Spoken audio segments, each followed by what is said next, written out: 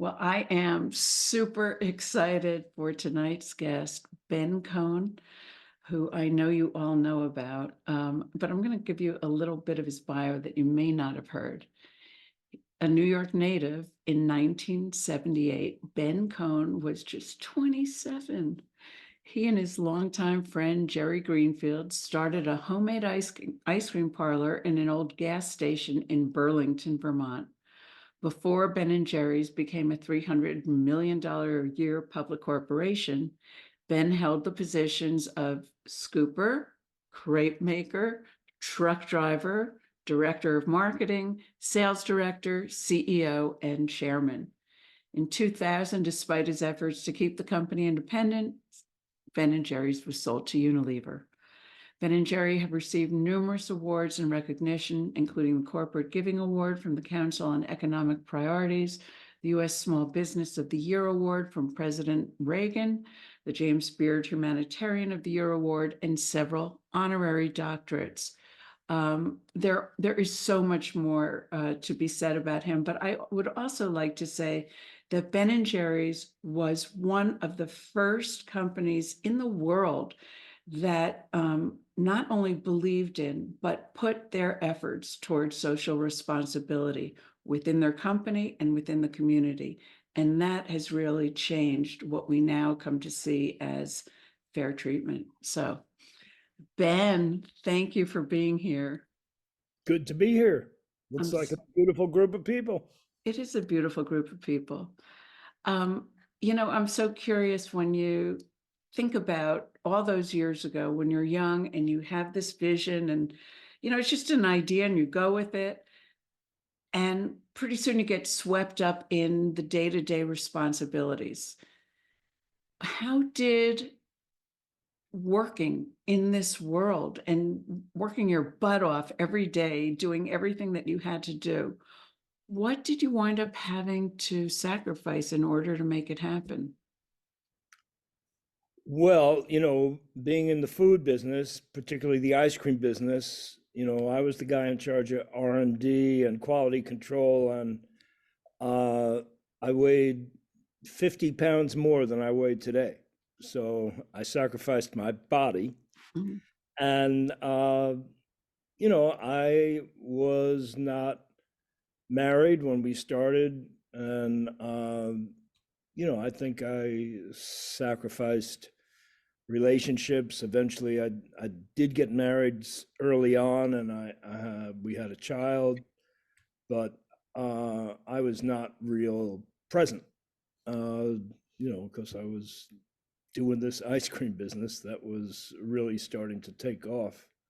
So, you know, I uh, I often used to say that, well, and it's probably still true that I've had an emotional developmental delay. Mhm. So you see a 72-year-old guy with the emotional sense, of probably a 20-year-old guy. Well, all I can say is join the club. Every day I realize I can't believe I did not know this obvious thing, or I did that, or I thought that. It's the older I get, the dumber I get. It's just amazing. But I think we can all relate to the challenge of really being yourself in the midst of being in the world. So other than, the business changing direction and you're being able to step aside, what helped you reconnect with yourself? And what do you dream about now? uh, well, I recently went on a sabbatical, Okay. uh, which I'm currently on, and having more time and less stuff that I'm supposed to be doing, uh, I think helps me get more in touch with myself. Uh, if So you're, do you think you've caught up at all? you mean in terms of my It- emotional development? yeah. Well, yeah, maybe I'm not at the 20 age anymore. Maybe I'm at the 40. Oh, that's amazing. By the way, raise your hand if you think you are emotionally developed and good to go. Okay, one person that I saw raise their hand. Um, you know, there is a lot to be learned when we discover that we're not alone with whatever these things are. And whether we're building a big business or something else entirely, there are always things that interrupt our development. And this is fascinating to me. And it's also important to me because I know that for someone like you who has so many people in the world who know about you and have some image of your being like a thing or someone who was lucky enough to make everything happen and then everything else is great. It doesn't really work that way.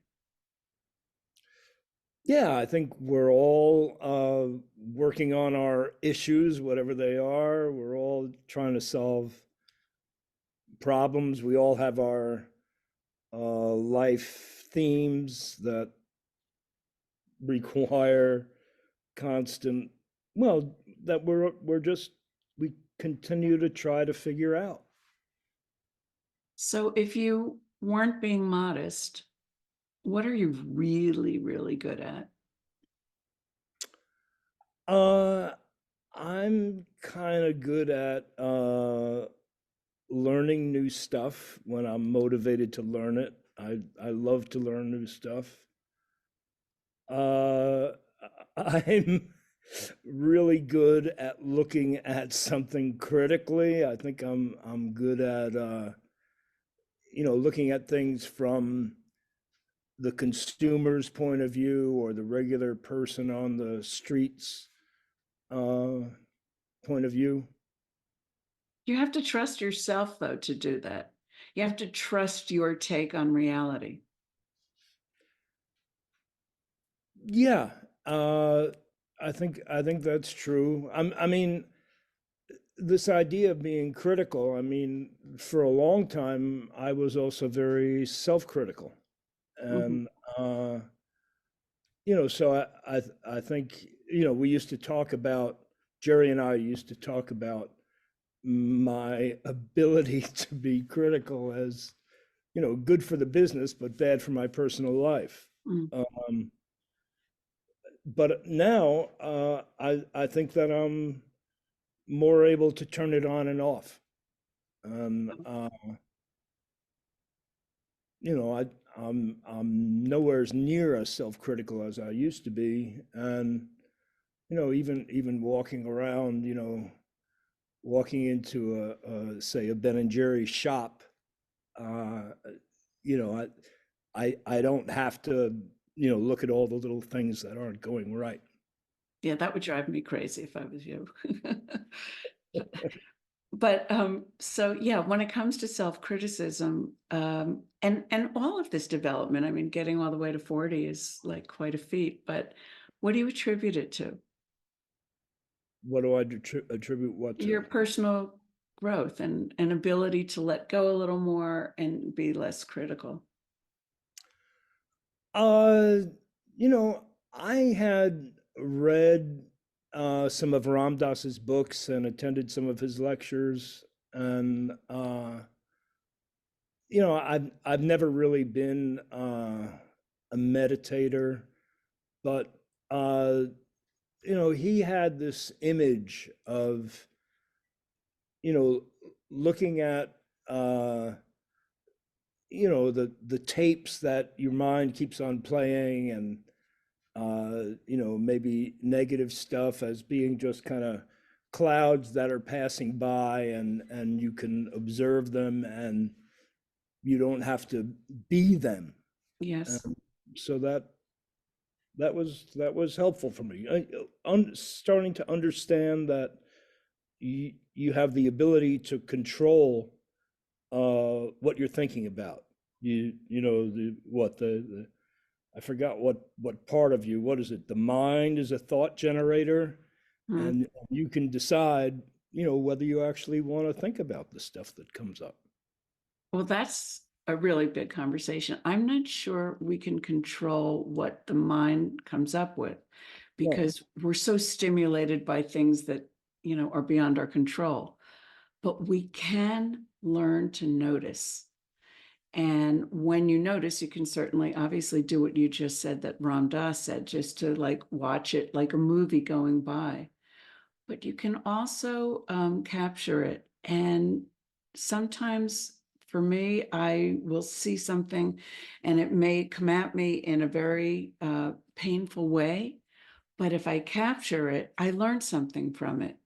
So it doesn't feel good to realize I screwed up here or, I was completely out of line there. But having an opportunity to revisit these things retrospectively, I think is so empowering.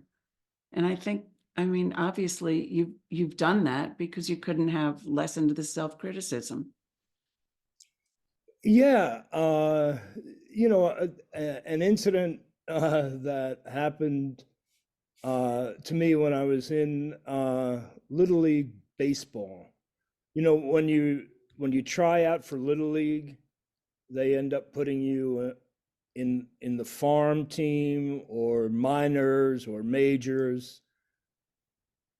They ended up putting me in clinic. Oh,